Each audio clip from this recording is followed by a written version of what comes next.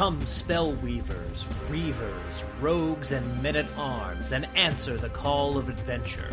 Pick up your sword, your axe, your spellbook, your bow, your rulebook, and your dice, and join the forces of good in their eternal fight against vile monsters, conspiring min-maxers, horny bards, and blood-soaked murder hobos.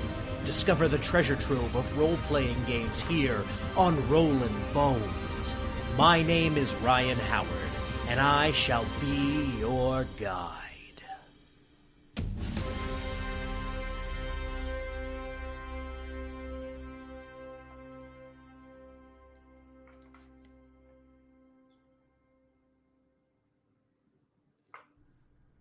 Good evening, Boneheads, and welcome back to Rollin Bones with Ryan Howard. Reavers, rogues, and men. All right, that's weird.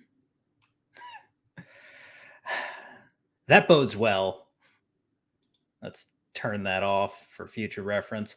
They changed the way that StreamYards is laid out, so that's why my music just looped on me. Anyway, welcome to Rollin Bones, where we are making old school young again. I'm your host and king of the Boneheads, Ryan Howard. I am on my probationary period for the Bro SR, I suppose.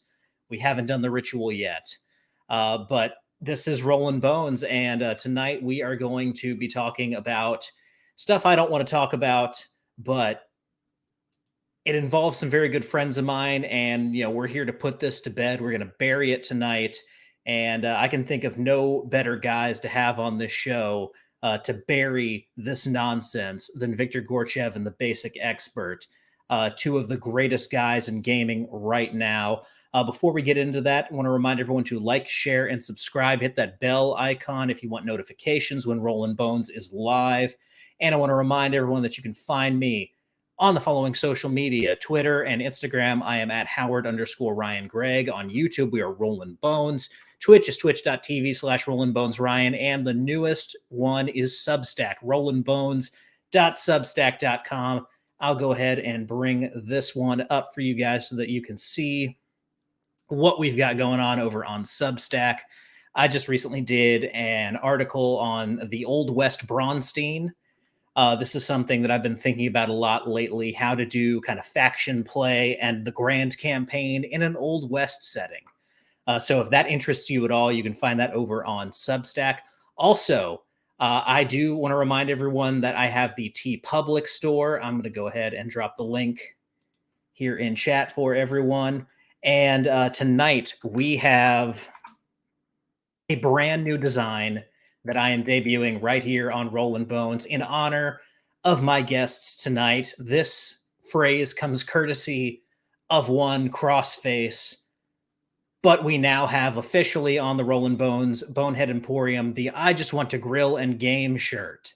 I'm very proud of this logo. I'm very happy with the way it turned out. We have a light logo on a dark shirt and a dark logo on a light shirt for anyone who wants options there. That's available over on TeePublic. The link is here in chat, and you will find the link down in the pinned comment on YouTube.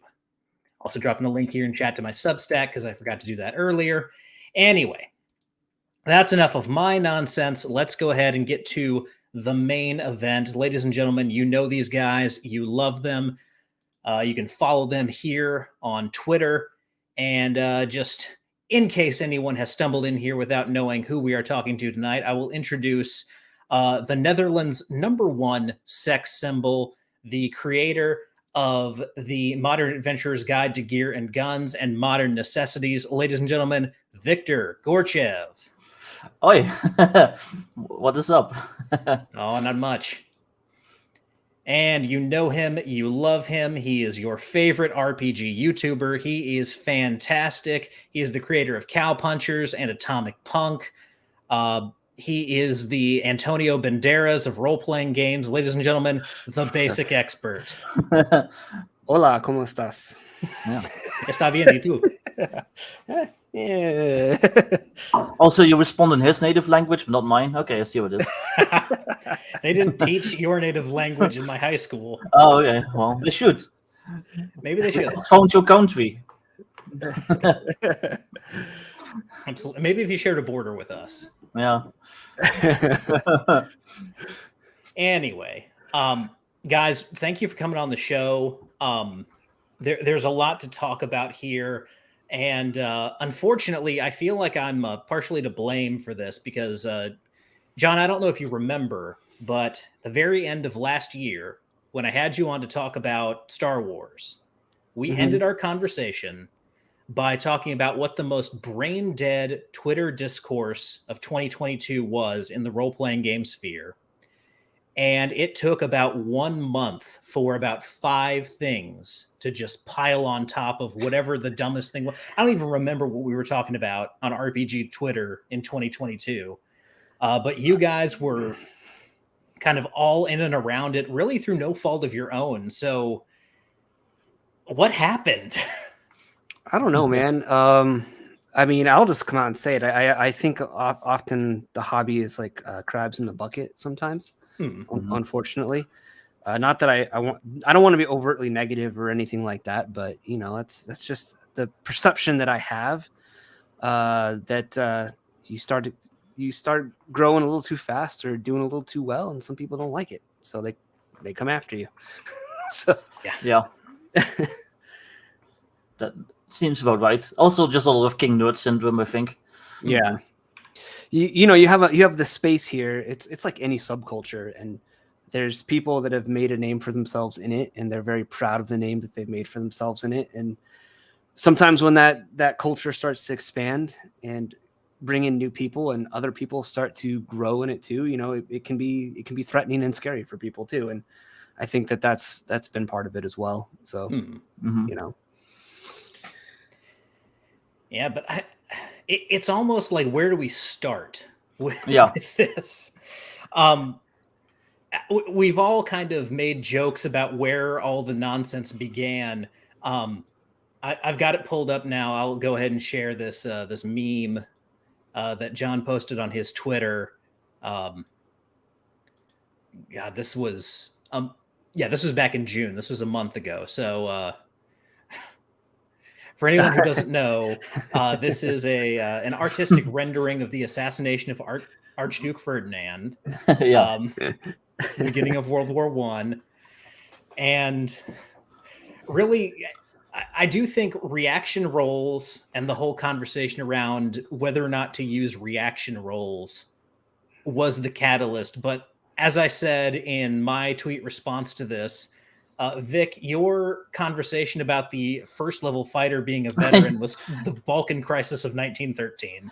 Yeah, pretty much. That for me was like the very first, like the big drama that involved me personally, with people coming after me and like starting shit basically. And I don't know, it was very aggravating because I still believe I was right. It's in the book. It's literally in the book.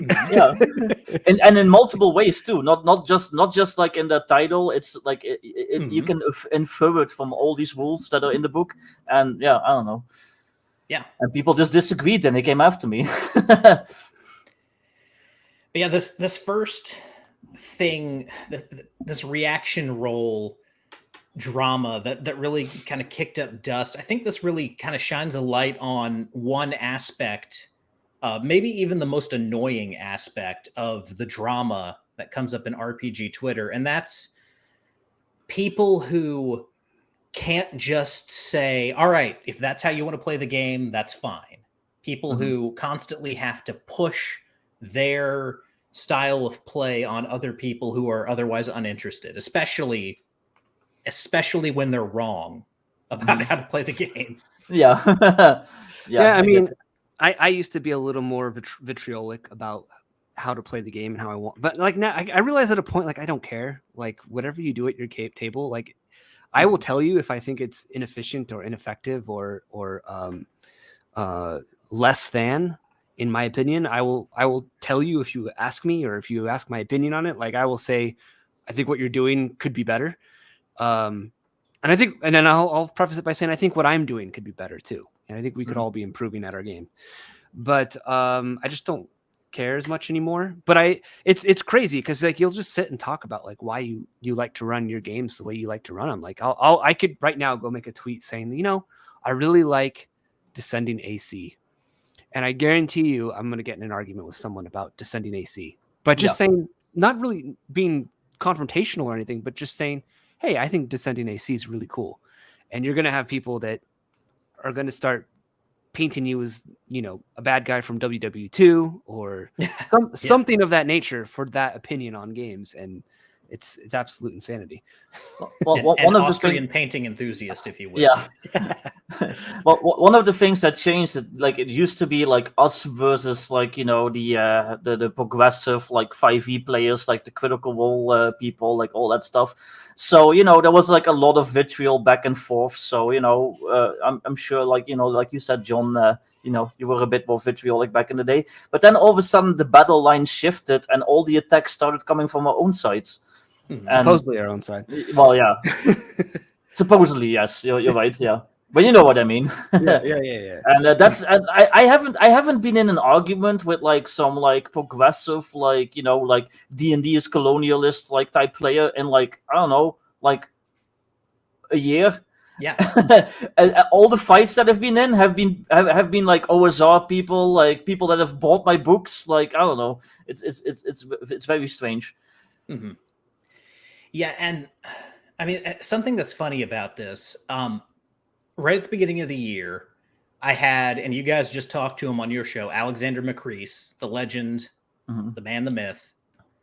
And he and I, we were talking about this offline, but he said, I really wish you guys wouldn't beef with the Bro SR. This was back when the people kind of in your gilded server and myself and Crafty and all of us, we kind of had some friction with the camp and the Bro SR side of the playground.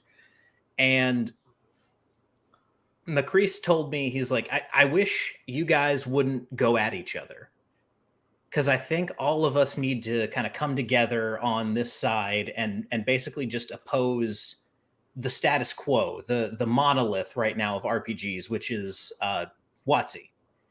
Because this was, right smack in the middle of, just all the OGL nonsense, all the Pinkerton nonsense was still going on. And he's just like, look, we just need to stop fighting with each other and focus on pushing them back and making our stuff as good as it possibly can be. And I went, you know what? You're right. I need to stop yelling at people. We need to find a way to kind of coexist here. And no sooner did he and I have this conversation than Crossface gets in good with the Bro SR. They start kind of backing down from some of their aggression towards some of us. They start actually talking to us, reaching out to us, having good conversations with us. Yeah. But then it started coming from a different side. And there were really two people who drove the nonsense once we kind of got through Reaction Gate. And that's the only time you're going to hear me use the gate suffix, by the way. Once we got through that, there were two people really driving the nonsense. And we'll start with the first one to give Vic a little time to talk about here. Ryan David from Nerd Cognito. I've never mentioned him on the show. I will never mention him again after tonight, but he really, for some reason, got a bug up his butt about Crossface and then by extension, Vic. So Vic, from your perspective, what happened? Well, he just randomly announced in one of the group chats that we were in that he was going to go after somebody who was like teaching 5e to kids. And Greg remembers this. Me, some others were like, "Do you mean Crossface?" And he's like, "No, I don't mean Crossface, but he fits the bill." And then like some weeks went past, maybe like a month or so, and then he started like slowly ramping up his attacks on Crossface. He started like sending him like kind of like asshole-ish tweets and stuff like that. And then all of a sudden, like he did that outright attack where everyone basically like told him like, "No, you're wrong and you're out of line." And that's when John got involved and all that stuff. And even at that point, I was trying to stay neutral. I was trying to stay Switzerland. I didn't say shit on Twitter. I didn't even really say anything in that group chat. He did say some things to me, and I was like, "Well, I agree with them, so sorry." and I don't know, it just kept escalating from there. He just kept he just kept saying stuff, and then when people started responding to him, he like, I'll just fucking say it. I don't care. I don't like him, so I'm never going to be friends with him again. If he gets mad at me for saying this, I don't care. He started playing the victim. He started doing all those Nerd Cognito podcasts, like, where he was like basically talking about all of us, about the Gilded server, about all that stuff, but without naming names, but it was very obvious. And basically just playing the victim, like acting like we started it, acting like we came out of after him out of nowhere. And he did that for like, I don't know, like what, three weeks straight, a month straight. He went on Big Geek Emporium stream at one point. Biggest Geekus. Yep. Yeah, Biggest Geekus. He went on there to basically do the same thing, which really made me mad. He had them on the week after, or at least Wendy, I think, and he did the same thing on Nerd Cognito again. And I don't know, and like every time he's just like playing the victim, even though he's the culprit. He's the one that started it all. He's the one that started the attacks. And then when people responded, he's like, "Oh well, what was his catchphrase? Sparkle Troll." No. He had like this thing that he said is like something, but not contempt. It was like, you remember, John? He was basically saying like, "Oh well, it was just like criticism. I don't hate you guys. Like, why are you after me? It was just criticism." And it's like criticism is constructive. You were being an asshole. You were outright attacking people and saying some pretty mean things about them. He called Crossface basically a groomer. And that's basically what happened. And then eventually some stuff started on Twitter again, and I had enough of it, and I spoke up publicly. And instead of engaging me seriously, he just started sending me like shitty like gifts, like, a 19-year-old like woke chick. Yeah. And I just lost my cool, and I said, well, screw you. And I blocked him, and then I left the Weekend Geek because I could not stand to be around him anymore. So, yeah.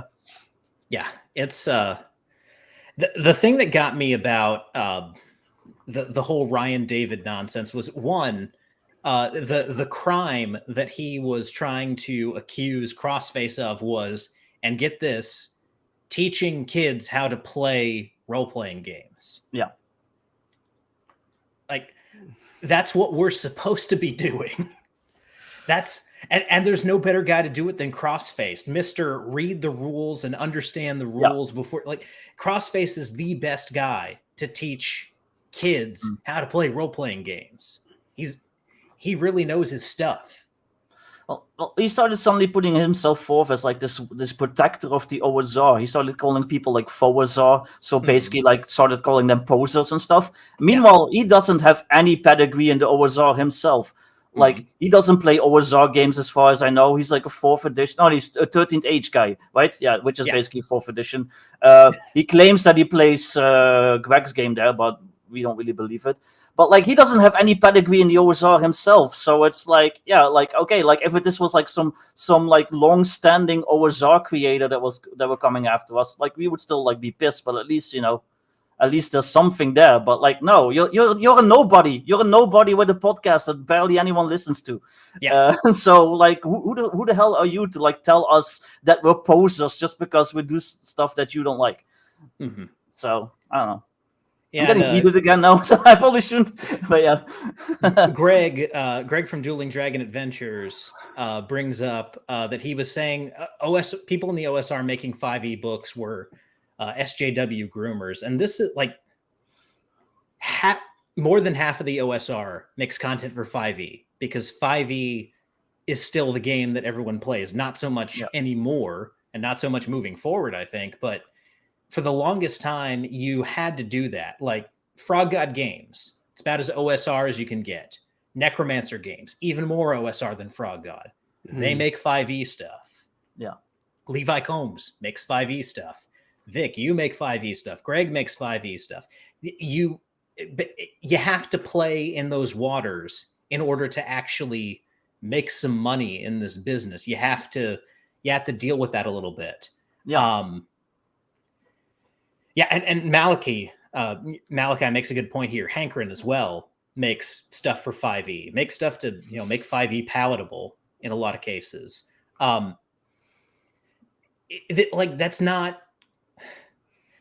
it's not fair. It's not cool. It's really like it's an abuse of a term that should mean something. We can't just throw that term around. Yeah.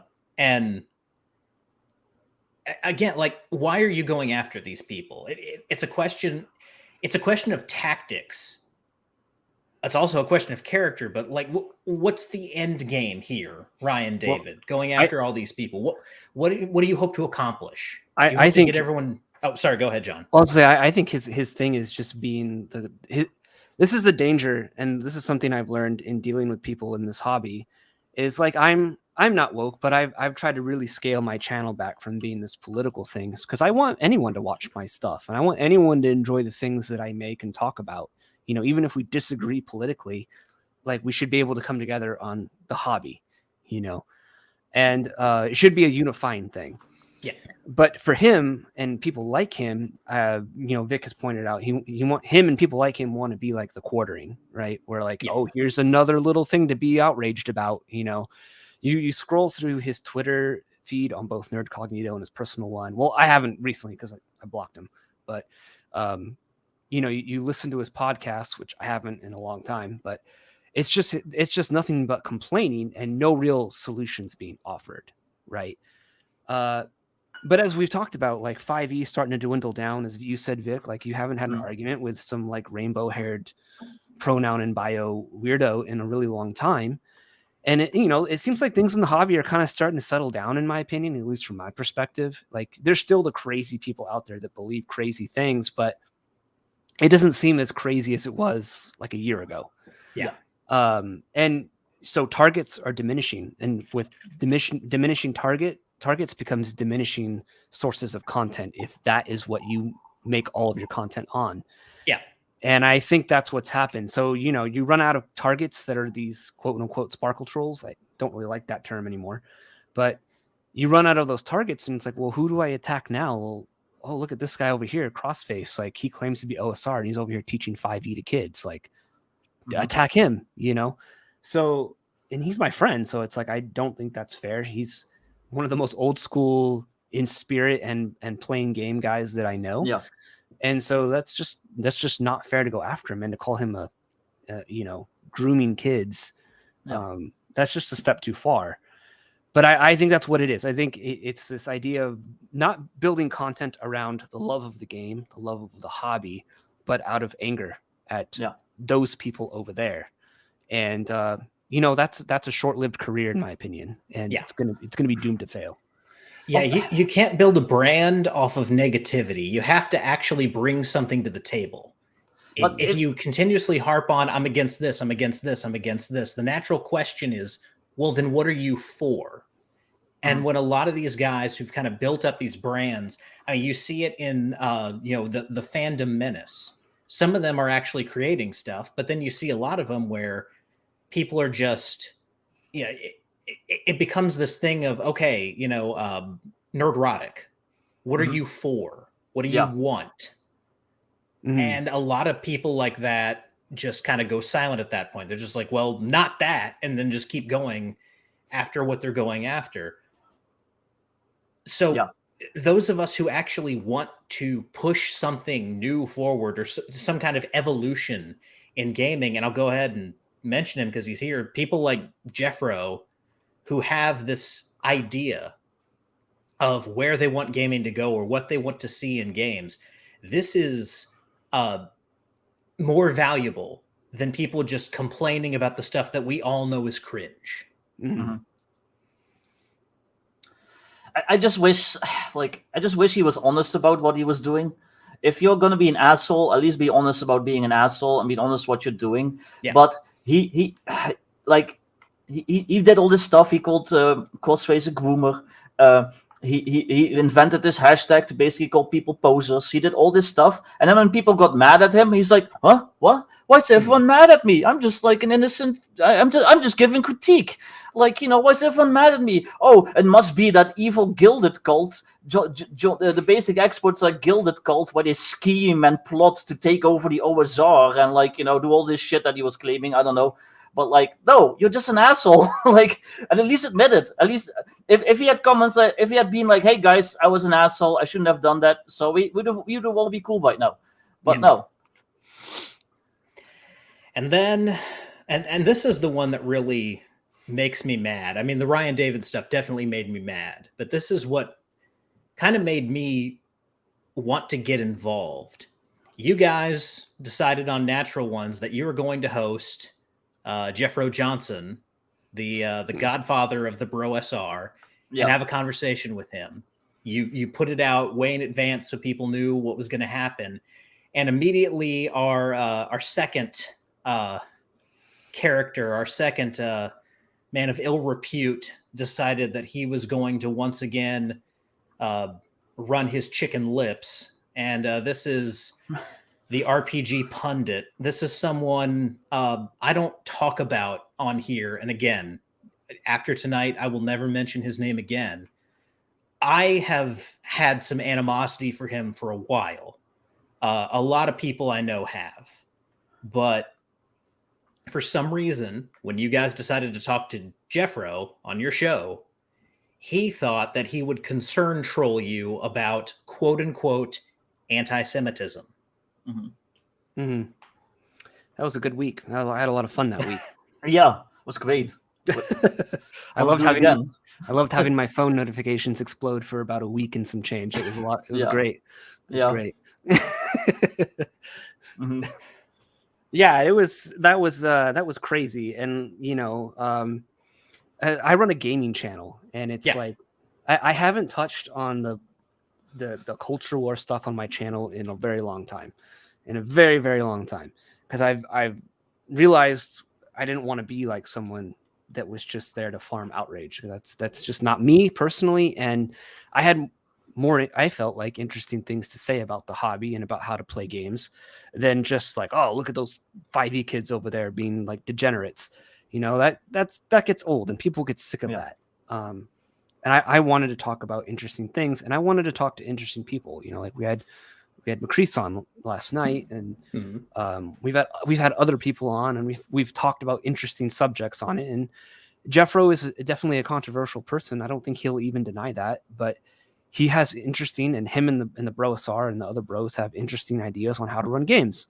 You know, rooted in the 1970s, which I find as I kind of view myself, because I love old games and I love this hobby, is like a gaming archaeologist. So, you know, when I see people that are like-minded of that sort of thing, like even if I've beefed with them in the past, we can let that be water under the bridge and talk about the game. Like, I'm all about that. Come on my show and let's talk about it. And yeah, I got lots of messages of concern from Pundit and his sycophants to call out Jeffro's tweets in the past, a whole 2 tweets. And I was just like, no, that has nothing to do with D&D. Like, I'm not interested in that at all. Mm-hmm. And obviously, you know, the rest was history from there. It led to a week-long, like, just insanity. It was just crazy. Yeah. And John definitely got the brunt of that, at least from the Pundit side. Pundit pretty much left me alone directly because I'm just the co-host. Nobody cares about me. But I got involved when all these like strange like no-follower accounts, one in particular, started like posting about me and started claiming that I left the Weekend Geek because some of the members are Jewish, which I wasn't even aware of, but whatever. And then it looked like you know, the previous subject. It looked like he was running with that accusation, and he basically inserted himself into the whole drama, and he started fucking talking shit. And that's basically when I started becoming more involved. That was like, you know, the attacks that were like directed at me personally. So yeah, that wasn't a fun week. Yeah, it was. It really. Again, before we completely leave him alone for the rest of our lives, it really showed what a bottom feeder Ryan David is. Just the fact that, oh, there's more drama. Let me leech on this because of my personal beef, my personal vendetta for no reason against Vic. Well, he basically got to cozy up against Pundit, which I think was his goal the whole time, because he was already, weeks before that, he was already defending Pundit for stuff that he would have probably attacked us for. But when Pundit does it, it's suddenly fine. So, like, I think he just saw this as his chance to, get somebody with a name for himself, to attach himself to there. Like, people were like, not soon afterwards, people were like saying like, oh, hey, you need somebody for inappropriate characters. How about Ryan David?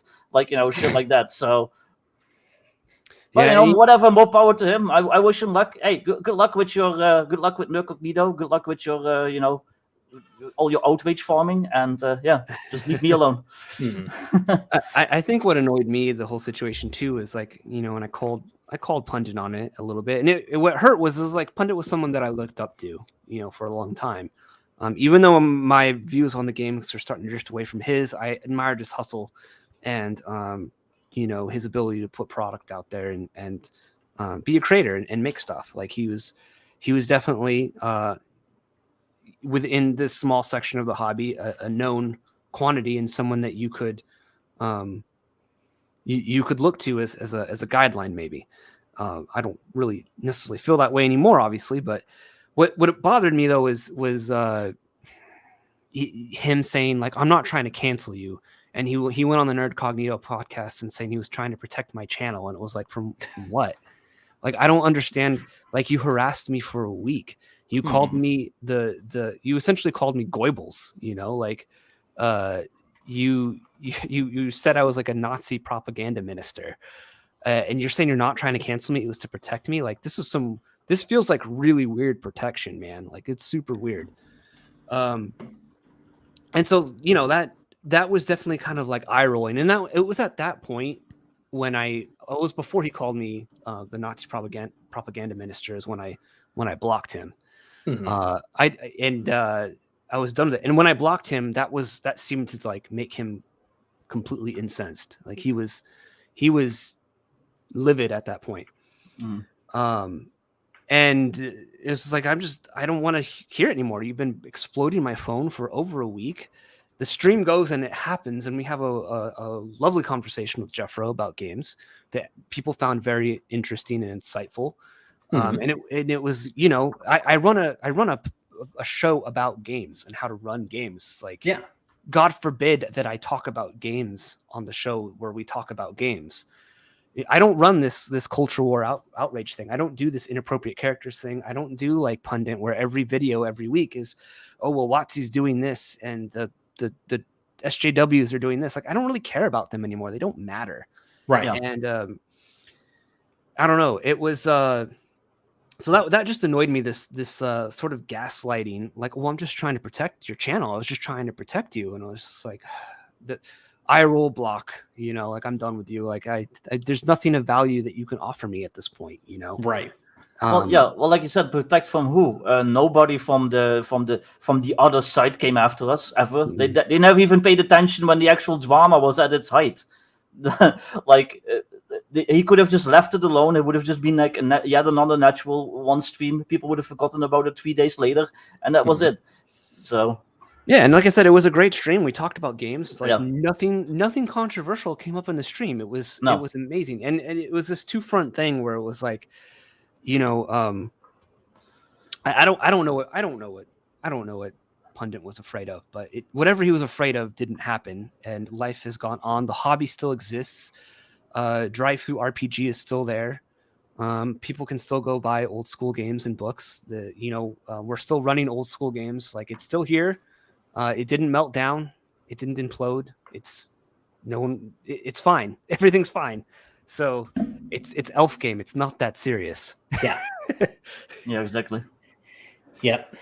Now, just a passerby here, we are protecting you by smothering you with love. This is your snuggle struggle session at the Basic Expert. That is the Dutch way. Sounds like now if both passerby and you do it, Vic, would that be a double Dutch? Yes. Okay. And it's funny though, because it's like what really bothered me too was it was this SJW style thing. Like, I was clearly being having my character and my morals and everything attacked for a week straight, and then to be gaslit and say, "Oh, that's not what was happening. That's not what we were doing." And it's like, no, but it was, you called me a Nazi. You said I was a Nazi propaganda minister. You said I was anti-Semitic, which is highly offensive to me because I have Jewish friends, so it's again, block. I'm done with you. I don't want to hear it anymore. Well, there's also some hypocrisy because somebody found out that one of his players from one of his games has said probably worse stuff about that certain demographic on Twitter, and I don't think Pundit has addressed that at all. So this is a player in his Last Sun game who's said some spicy things, just as spicy, if not even more, like you said, more spicy. Yeah, and I don't see Pundit, rebuking him. I don't see Pundit removing his Jeffro Johnson inappropriate characters interview. You know why? Yeah. Because it's their best performing video. It has 3.7 million views last I checked. So. Well, somebody mentioned that to Avenger. Avenger was like, "Oh, what? That video gets like what 2 views a month?" And then it was like, "No, it's actually your best performing video." It's like, oh, that's why you want. Because Pundit said, "Well, this was before those tweets came to light," and it's like, "Oh, well, the tweets are to light now. Are you going to take it down? Are you going to practice what you preach? And are you going to take that interview down?" Yeah. No. Oh, okay. So I don't know. I lost a lot of respect for the guy. I wish him the best. Yeah. Good luck on his, new Witcher RPG thing that he's doing with Poland or whatever. I wish him the best on it. I legitimately hope that he's successful and continues to be successful, because I don't wish ill on anyone. I don't want to do that. I'm going to, I wouldn't want people to wish ill on me. I'm not going to talk to him. I'm not going to be friends with him, but I don't want his life ruined. Because I'm just not that way. But yeah. I wish them both the best, really. And normally I wouldn't even be talking about this, but the stream was already planned and you asked, and I'm not going to sit here and be like, no comment, because then we wouldn't have a stream. But normally this is not really my style. But no, I think it's well, at the same time, they, Ryan David did bitch about us like on every chance he got for like a month straight. So I mean, what goes around comes around, I guess, at the end of the day. But I don't know. Like I said, I wish them both the best. I hope they both get really successful in what they're doing. Just leave me out of it. I don't want anything to do with you. So yeah. And like I said, tonight's about putting this to bed. We're burying this tonight, and then, or at least I am. I'm not going to tell you guys what to do, but after tonight, I am the words RPG Pundit will not pass my lips, and I'm not going to mention the other guy anymore because we share the same first name, and I don't like that. But yeah, the only the last thing I wanted to talk about with all that is the tactics that Pundit used. He's not, you guys aren't the first people that he's done this to, and to let everyone know, he basically came at you guys with bots, with alt accounts, with very obvious sock puppet accounts. He did the same thing to me because I mentioned him directly, and then one of his sock puppets popped up and started accusing me of things, although he thought I was legacy game mastering. Which is weird because 1, I show my face on camera. 2, Legacy has been on my show before. and 3, Legacy also shows himself on camera as well. So I mean, I don't know if they were bots or alts of Pundit. I'm not.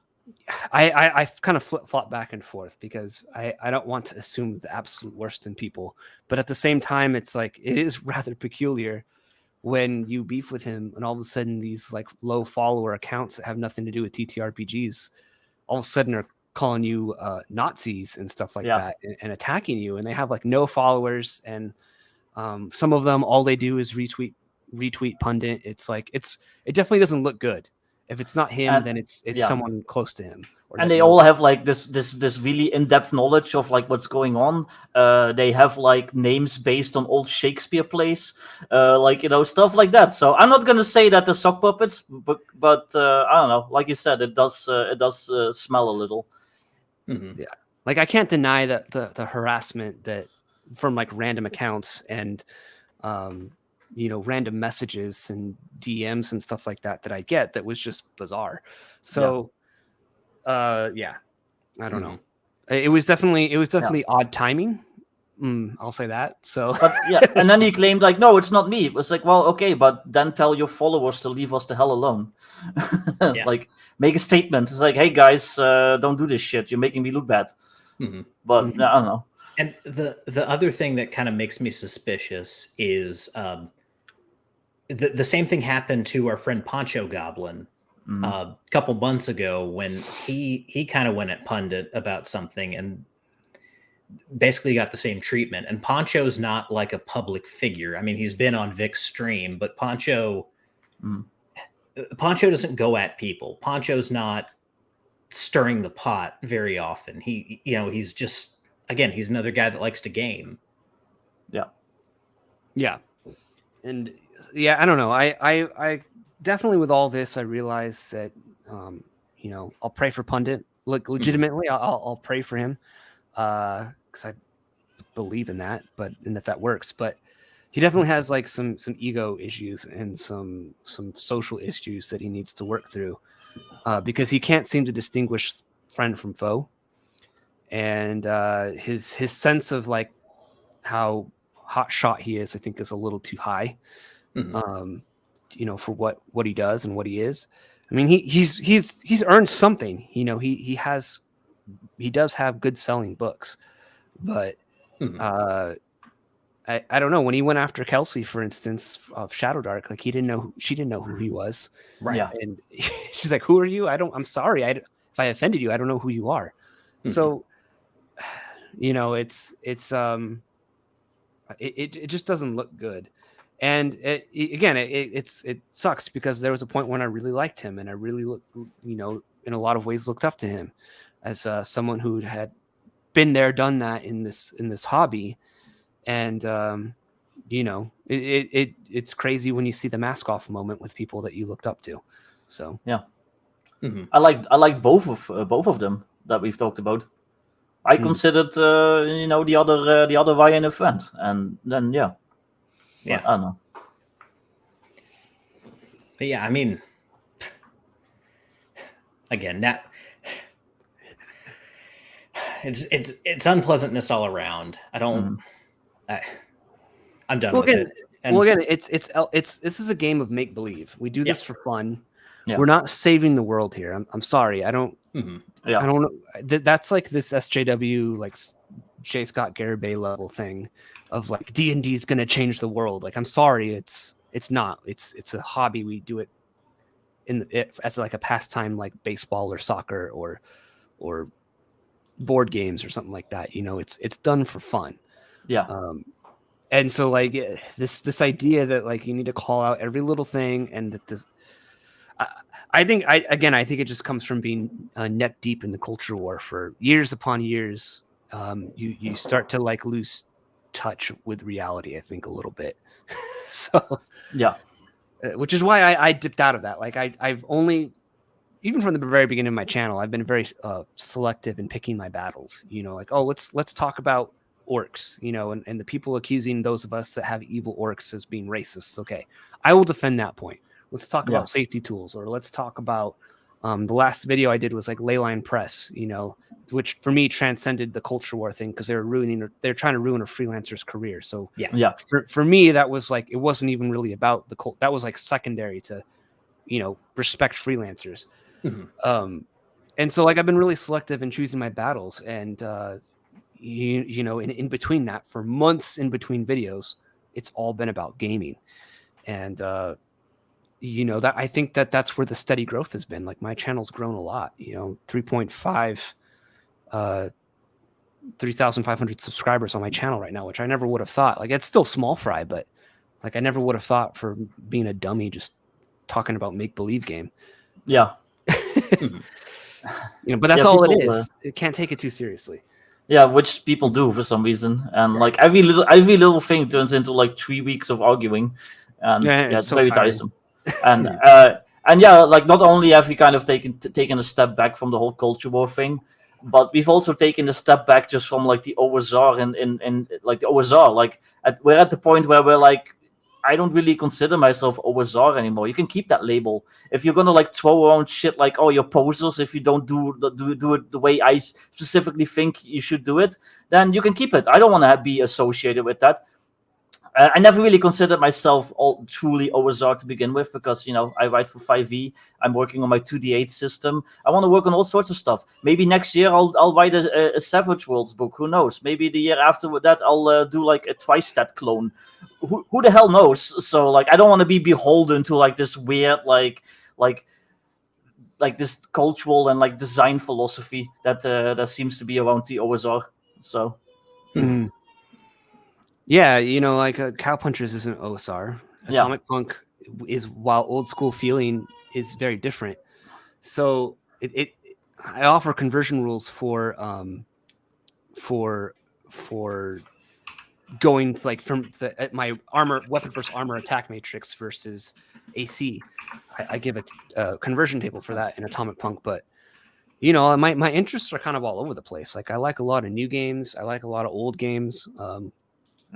I don't like this idea that I have to be constrained in my designs to have everything like on a D20 roll and to use BX under the chassis. Like I don't feel like that is as a creator, as someone who wants to be creative, that doesn't feel very creative to me. It feels confining actually. Yeah.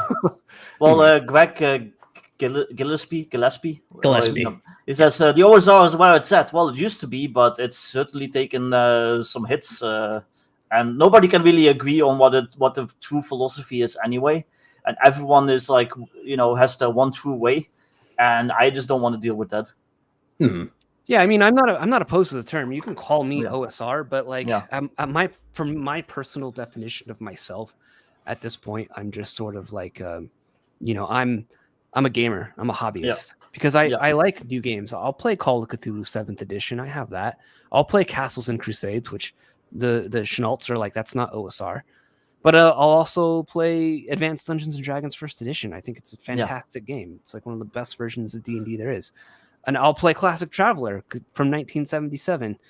Is that OSR? It's as older than some versions of D&D.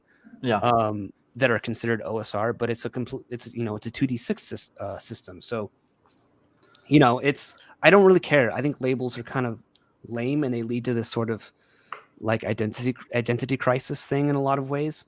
Identity politics, even. Even some identity. It's like its own little subculture identity politics thing. And to Greg's point here, Greg Gillespie has made a lot of great OSR products. For sure. And he has, sorry, that's not the right one. Said OSR works for me and the only people taking hits are WotC. I don't agree. I agree. But the problem here, it's not the games that are OSR. We put this label OSR on things and we have people who can't even agree on what the R stands for. And there's all of this fighting over, who really is or is not OSR and all this back and forth. And it becomes just this game of low status people jockeying for as much status as they possibly can get their hands on. And I'm not interested in that at all anymore. I still play OSR games. I still like the OSR people for the most part. I'm just not interested in that. That brand of labeling myself as I'm an OSR guy. I don't care. I'm just not interested in that little rat race. I'm not interested in the backbiting and all the purity tests that happened. Like you said, if you want to call my old school essentials book OSR, have at it.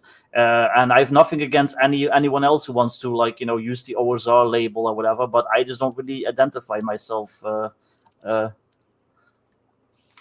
think you're over politicizing. Well, we weren't, but then people came after us. So.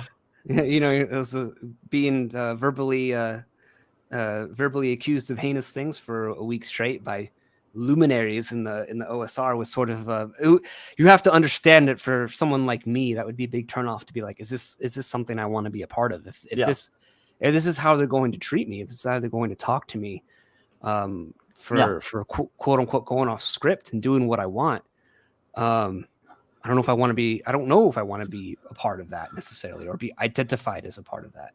Right. Yeah. But I like old school games. Like I love, I think Greg's made some great stuff, but I didn't feel like the treatment that I received from these people was very fair. Yeah, and, by people that claim to be basically like the king of the OSR. So, but they're not. Like Pundit will say, I'm not the king of the OSR, but he'll be sure to tell you what the OSR stands for, that it's this design movement, and or that it's this and that it's that. But he's not King OSR, but also he's going to call me all these things, and he's gonna go in this totally not a cancel brigade against me, slandering a much smaller creator than he is. I just didn't think that was very fair to me, and especially the people that know me as a pretty fair, neutral guy. That wasn't that. I didn't feel like justice was being done to me at all there. So that definitely was a turnoff for me. It was like, do I want to be a part of this? And it's definitely been a thing to think about. Well, it went a little bit beyond noise, to be fair. Yeah, it did, and that's like. Moving forward, don't pay attention to the noise, but at a certain point, it became more than just noise. It became, throwing rocks, throwing bombs, that kind of thing. And at that point, I think that's when all three of us had enough. Yeah. If it had just been noise, I don't know that we'd even be having this conversation right now, because it wouldn't matter. But yeah, I mean, moving forward, don't pay attention to the noise. And I definitely agree with that, and I'm definitely willing to go with that moving forward, but it got a little beyond noise at a certain point. I guess my philosophy is more like, call my games OSR that are actually OSR, and other than that, I'm just going to do whatever the hell I want.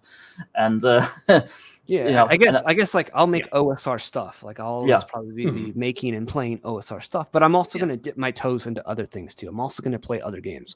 I'm going to make I'm going to do things like Cowpunchers, where it's its own unique thing, and it's not based on any previous system, because as someone who likes to design things and tinker with systems, that interests me. I don't want to just let's rewrite BX again for the umpteenth time. That does not interest me at all. I can only rewrite BX so many times before I'm just like, this is boring, and I want to do something else. Yeah. So, and if us doing something else means that we're posers, that we're faux are, well, then so be it. I don't know. Yeah, I don't really care. Yeah. Again, I won't listen to the noise going forward, but Yeah, and I honestly, I'll put it back up here again for everyone to see. But I really, at this point, I think everyone's tired of this battle over and over again, just whatever it is. I think some of us just want a game and grill.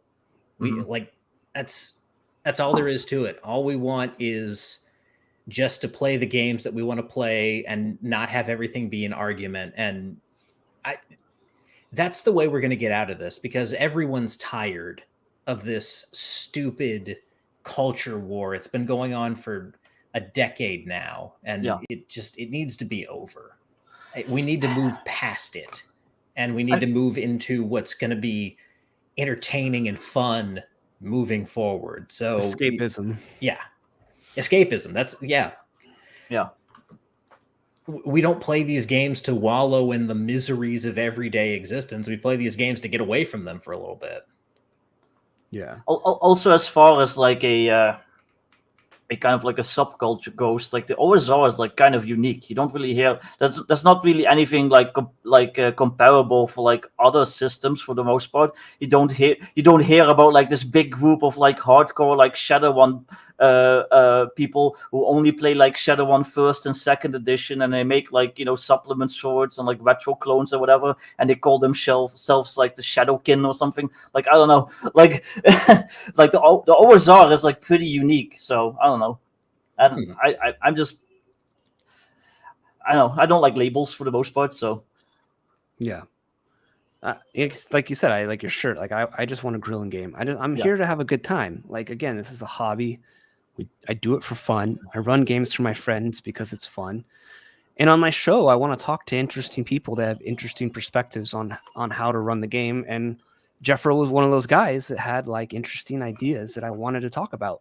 I reached out to him on Twitter, DM'd him like, hey, you want to come on Natural Ones and talk about how to run Advanced Dungeons and Dragons? And he was like, yeah. It's like, let's do it, and it happened, and it's been a really successful stream, and I think it's really interested a lot of people, and it's been that's just what I want to do. You can dislike the people that I talk to, like for instance the example I gave, and we can move on from this after this if you want to, was like if I had Mark Miller on, Mark Miller, creator of Traveler. He has very left-leaning ideas on things, and he's said some like pretty like things about like white privilege and stuff like that you could argue is racist towards people of European descent. But if I had him on Natural Ones, I wouldn't want to talk to him about that stuff. That's boring. I'd want to talk to him about Traveler and his creation of Traveler.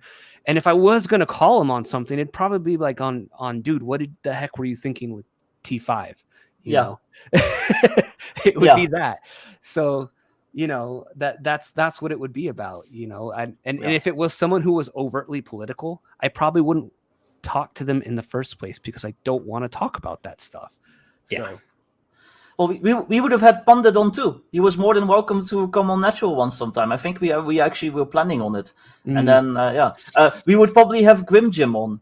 He's like an interesting designer. Like two-thirds of his Twitter tweets I don't agree with, and I have to pretty much like scroll by them.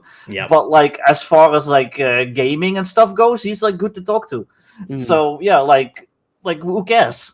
We're not here for your politics and for your opinions on whatever. We're here for like the games. Yeah. Yeah, and Cal, to your point, we're not, but it feels like we are. Yeah, I think Bowling for Soup might have been on to something. When everything went down, like the intention wasn't to like rock the boat and get people pissed off. It was just I want to talk about interesting ideas. That was it. That was my intention, and it's always been my intention. So I don't know. If you don't like that, then I'm sorry. I don't know what to tell you. I don't run a culture war channel. It's not what I do. Right. Yeah. And again, like it not only was it, talking to someone who's interesting, it also like to me, it felt like the end of kind of tension between you guys and the Bro SR, because you were bringing Jeffro on, and Jeffro is, like I said at the top of the show, the godfather of the Bro SR. The year started, we were all kind of going back and forth at each other. Now we're talking to each other. This felt like a positive development, and then suddenly it turns into just a shit show. Yeah. I don't know. It's like we should be able to talk. I'm a grown ass man. First of all, I should be able to talk to whoever I wanted to. Yeah. Exactly. One of the tweets I was proud of that I did in the whole thing with Pundit was I quote retweeted him and said like, "You're not even my real dad." So like it I don't know. It just we should be able to talk to whoever we want about the game, and it shouldn't be a problem. And Jeffro, for all the spicy tweets, has even said like his book, his little pamphlet, how to win at D&D is written without the kayfabe. So like if you're interested in his ideas and you can't stand his Twitter personality, he seems to be fully aware of that. By the way, it's kayfabe. Don't you dare. It's there. His ideas are there without that persona over the top of it, and so it's written in a way that's like it's written like any other book or subject or blog post on the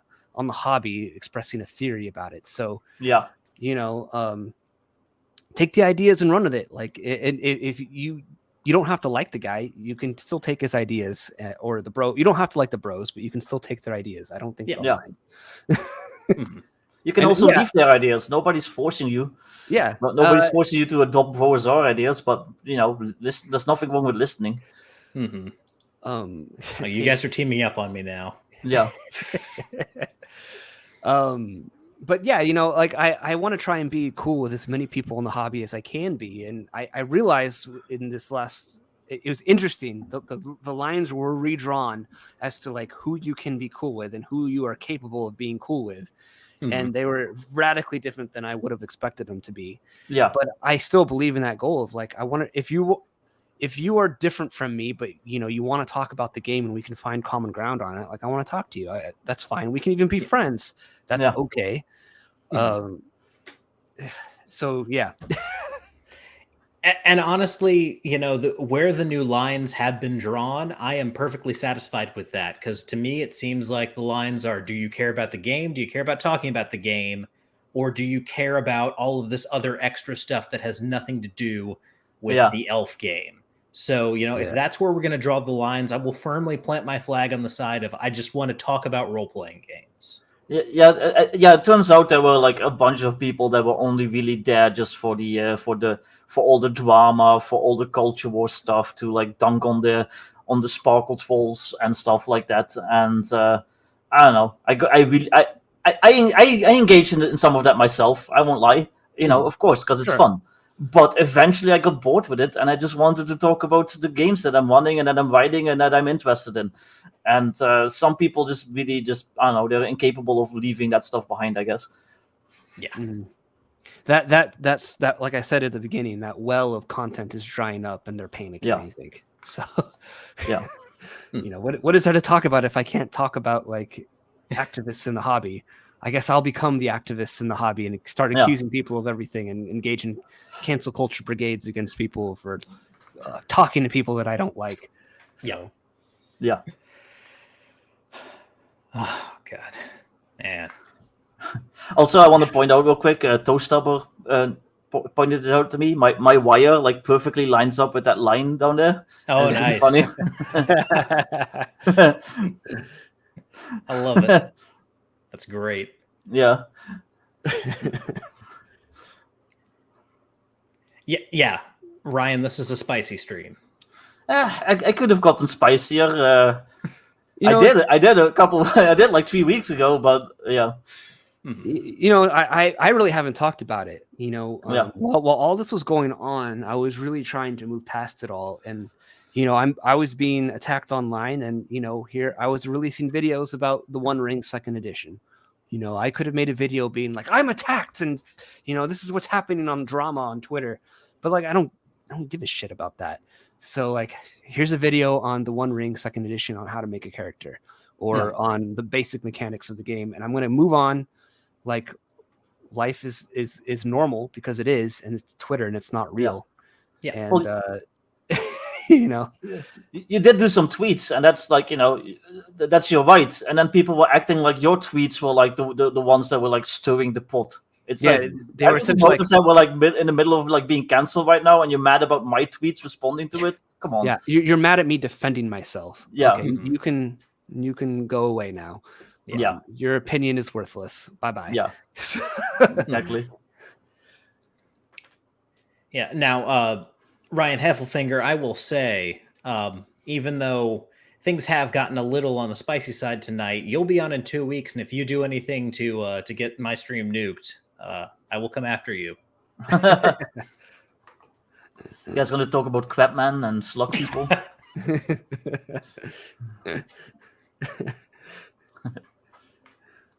But yeah, like I said earlier, normally I wouldn't do this. Normally I'm not really the one that like airs like dirty laundry, at least in public. I don't really like talking about people. But I mean, at the same time, like they did it with us for like weeks on end. So, fair's fair. So if they're going to get mad at me, if this rekindles the drama like Greg was worried about privately, I mean, so be it. I think it's only like you said, Vic, like they've been...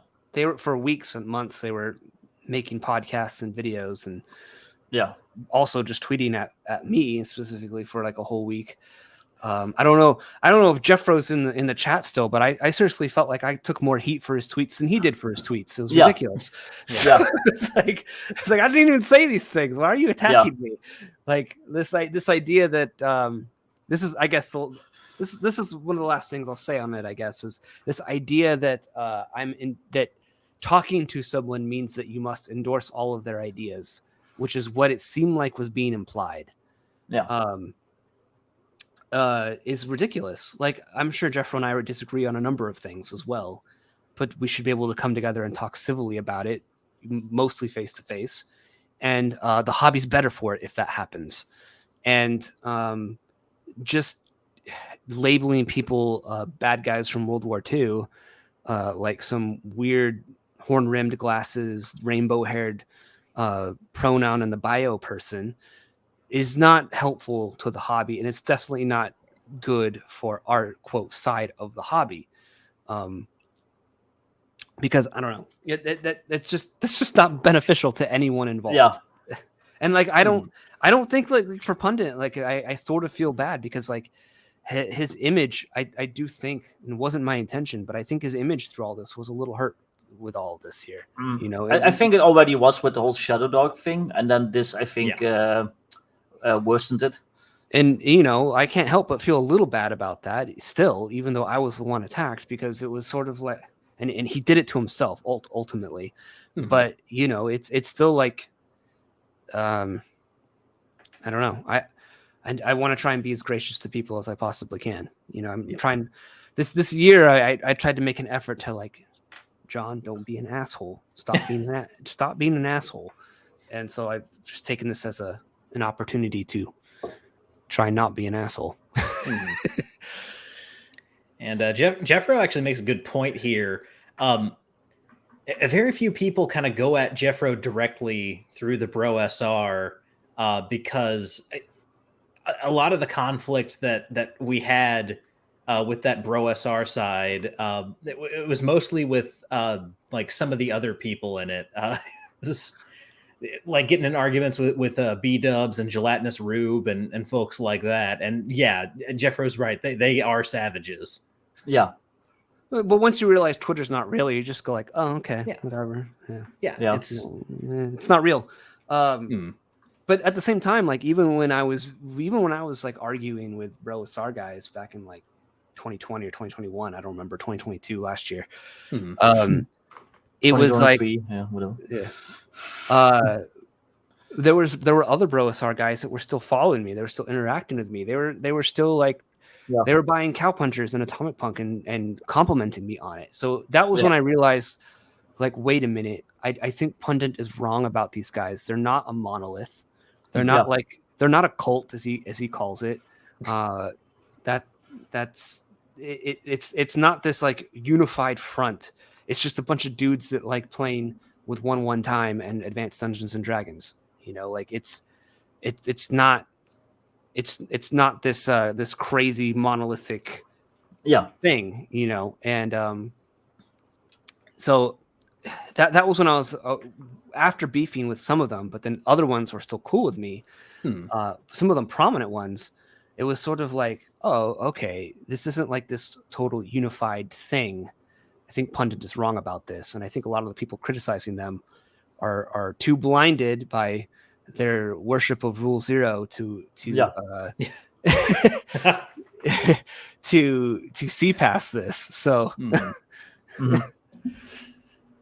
like Daddy Warpick, he's like a really nice guy. I've been mutuals with him for like, I don't know, like almost a decade now.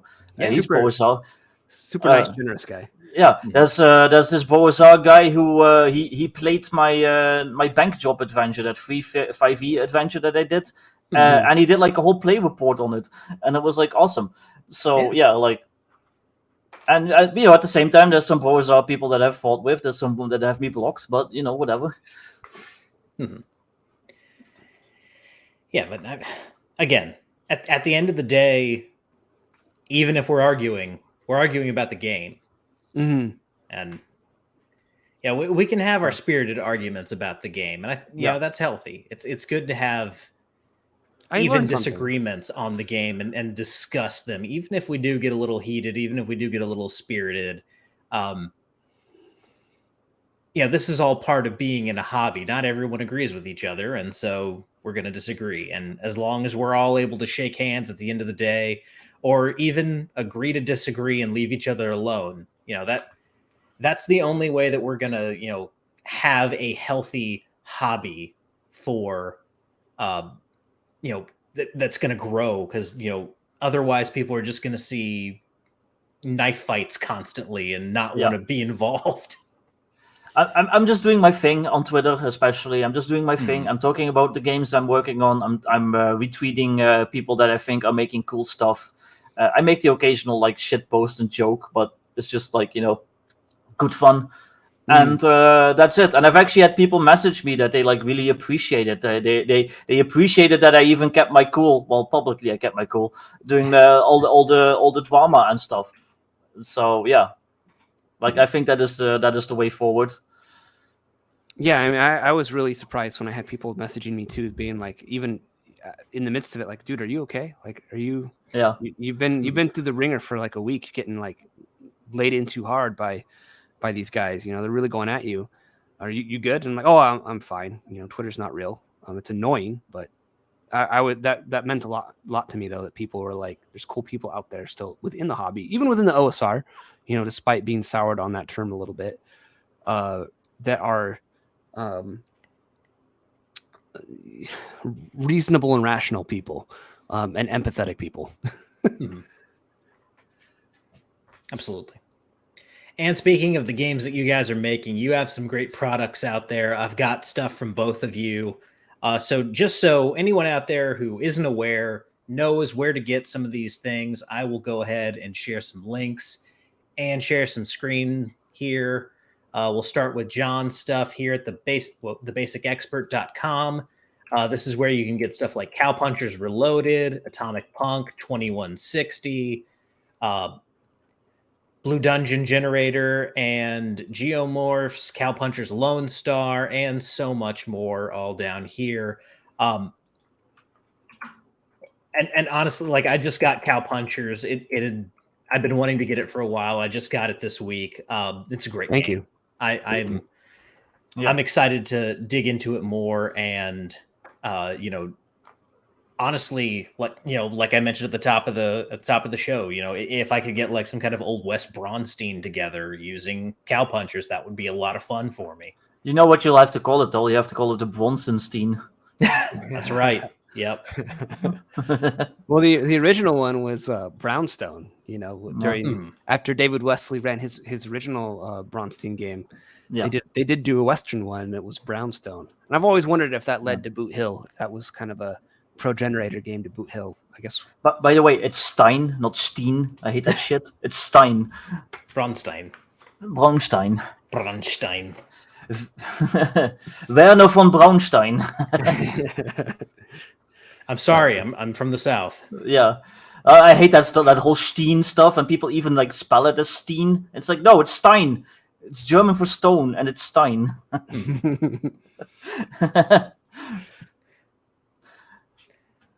Yeah, Jeff Rowe makes an interesting point here. Arneson playtested Boot Hill, so there's definitely probably a connection there. Yeah. And then, I mean, Curse of Yig, Deadlands is one of my favorite games. I love Deadlands. Yeah. I don't know that Savage Worlds would work for a Braunstein type game, but I definitely have a lot of appreciation for Deadlands. Yeah. And of course, we need to show everyone where you can get Vic's stuff over here on Drive-Thru RPG. There's lots of good stuff here. The Modern Adventurer's Guide to Guns and Gear, if you want some guns in your 5th edition. Modern Necessities, which is modern rules and classes for old school essentials. This is a great product right here. Lots of cool details in there. I find that Vic, you're one of those creators that seems to have access to parts of my brain. Yeah. And so you just like put stuff out there that I'm like, that's brilliant. Yeah. Yeah. I see people like that too sometimes. Sometimes I get jealous because they have such a good idea, and I was like, I wish I had thought of that. Cool. That's why the hobby's cool, though. Like, Yeah. I see that too. People have told me that about my stuff. Like, oh, it's really cool you did that. And I'm like, I don't know. I see other people do stuff, and I'm like, Yeah. that's a brilliant idea. So, Yeah. Well, guys, that is going to do it for tonight's episode of Rollin Bones. This has been a heavy one. Thank you guys for kind of jumping back into this mud pit. I appreciate you guys agreeing to come on the show and do this. And I'm glad that we can move past this now. Honestly, I'm done with the drama, and I just want to game and grill. Well, if people see this and they get mad and they want to rekindle the drama, just keep in mind, you started it. You guys did months of podcasts about us. Fair. So, I mean, I hate drama. I want nothing. I want nothing to do with it. I really tried to avoid drama and just talk about games for as long as I possibly can. But I'm a flawed man, and so there's going to be a point where like you break and you're like, all right, I have to swing back now. I have to hit back. Then that's what happens. So, but I'm done. I don't want to deal with it anymore. Unfortunately, I have Pundit blocked. I have all parties that offending parties blocked. But that's probably for the best. We can go our separate ways. And again, I do truly, genuinely wish them the best. I don't wish them any ill will or anything like that. My personal Christian values don't allow for that. But let's just game and have a good time. Absolutely. So as we're at the end of the show, I'll give you guys the chance to plug anything you want to plug. Obviously, you have Natural Ones that you do together. You both have your own YouTube channels as well. So whoever wants to start, go ahead. Let's go ahead, Victor. So Sundays I do the Dutch Oven, which is just like kind of like a casual nerd hang. We talk about whatever, usually like tabletop games, video games, TV shows, movies, whatever we feel like. I do want to tighten it up a little bit soon, like maybe go like actual after topics and stuff, but we'll see. Then Natural Ones on Monday. Occasionally on Tuesdays I do a stream called One Shots with our good friend Crossface. Just whenever he has time, really. It's more his show than mine, even though it's on my channel. So I basically let him tell me when we're supposed to do it. See, thinking, what else am I on? I'm often on the Friday night chill stream. Though I think Max is thinking of changing the name of that. He was doing a poll for like name suggestions. I do that on Fridays, oftentimes. And that's about it, really. You can just catch me on random streams here and there, and for me, I got my website. You already showed it, thebasicexpert.com. Some people have some confusion, like, oh, it's only digital there. No, I do offer print on demand on my website through Lulu, so you can get physical copies of my stuff there. I have my YouTube channel, stream on Monday nights with Natural Ones with Vic here. And usually try and release a video once a week on Wednesdays. This week is going to be on solo gaming. I'm kind of doing two series at once. I'm going through a deep dive on the One Ring 2nd Edition because I really like that game. It's a newer game. It's not OSR, or old school, but I like it. So I'm doing a deep dive on how to play and run the One Ring 2nd Edition. And then I'm also starting a series on how to solo game and what tools there are within editions like Advanced Dungeons and Dragons or products like Scarlet Heroes, and how solo gaming is, I think, a legitimate way of interacting with this hobby that we love and enjoying yourself and having a good time. So, learning how to play with yourself, I'll say that. Yeah, I mean, I learned that long ago. Cal's in the chat was talking about the Aztec game. So Macuajitl is the game. Yeah. I'm working on that. Unfortunately, I did have to change the name from Obsidian and Blood. That is a cooler name. I will admit it. It's easier to say than Macuajitl, but it's already someone else's book trilogy, and I didn't want to mess with that person. So out of respect for them, it Sacrifice in Blood. Sacrifice. I like Macuajitl. It's it's the iconic weapon. I like it too, but I can never spell it. Macuajitl. Well, yeah, saying it is fine, but I can never spell it. Like somebody's like, "What's John's game again?" I'm just like sitting like with my fingers over my keyboard, like something with an M. Like I don't know. Oh, It's Muckleheedle. Yeah, I it's can, Mokahitl. I can spell it now. You get used to it after a while. Yeah. But, I'm working on that, and I'm probably I think I've entered all the monsters in. The treasure tables are done, and I got to finish writing the appendices that I want to do, which would be like a calendar of the sacred calendar, so you could check off days, and some vocabulary and like a glossary of multiple words, Aztec words, and their English translations or meanings.